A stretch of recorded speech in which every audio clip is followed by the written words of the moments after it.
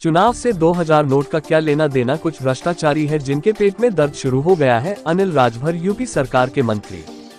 बलिया में यूपी सरकार के मंत्री अनिल राजभर ने 2000 की नोट चलन से वापस लेने को लेकर आरबीआई का फैसला बताया। कहा कि चुनाव से 2000 नोट को क्या लेना देना है, किसी लोकसभा चुनाव या किसी चुनाव से 2000 के नोट को क्यों जोड़ा जा रहा है, आरबीआई के इस कदम को क्यों जोड़ा जा रहा है। मेरा मानना है कि जरूर निश्चित तौर पर कुछ भ्रष्टाचारी है जो उनके पेट में दर्द शुरू हो गया है, जिन लोगों ने अनावश्यक रूप से धन संग्रह करके चुनाव में दुरुपयोग करने की मंशा रही होगी। ऐसे लोगों की रणनीति कहीं हो सकता है कि फेल हो रही होगी, तो उससे हम लोगों को कोई लेना देना नहीं है।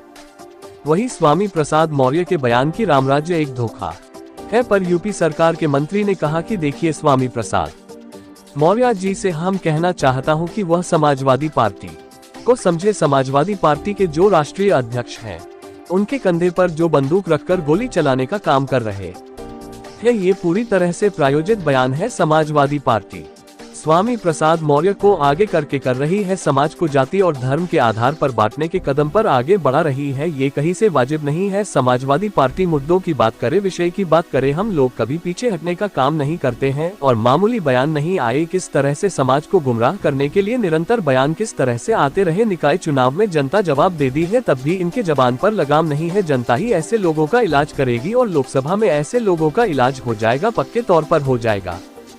खबर जगत के लिए एल एन सिंह की रिपोर्ट।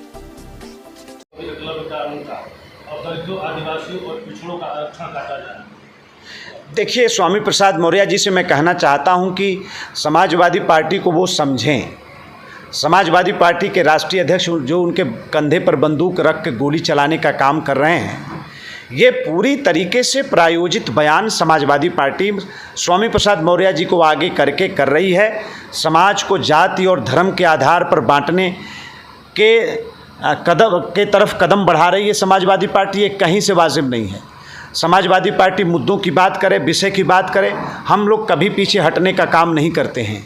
और मामूली बयान नहीं आए, किस तरह से बयान लोगों ने समाज को किस तरह से गुमराह करने का प्रयास निरंतर मैं देख रहा हूँ 4 महीने से हो रहा है।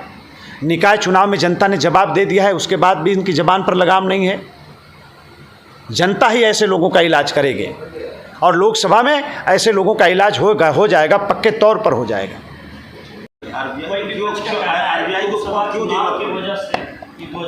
अच्छा, 2000 चुनाव से नोट से 2000 से क्या लेना देना है? एक बात नहीं, एक बात, लोकसभा चुनाव से या किसी चुनाव से आरबीआई के इस कदम को क्यों जोड़ा जा रहा है? मेरा ये मानना है कि ज़रूर निश्चित तौर पर कुछ भ्रष्टाचारी हैं जिनके पेट में दर्द शुरू हो गया है।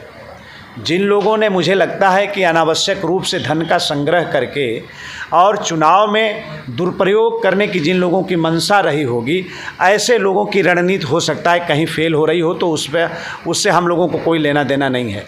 आरबीआई ने जो फैसला किया है वो स्वागत योग्य फैसले हैं। समय समय पर इस तरह आप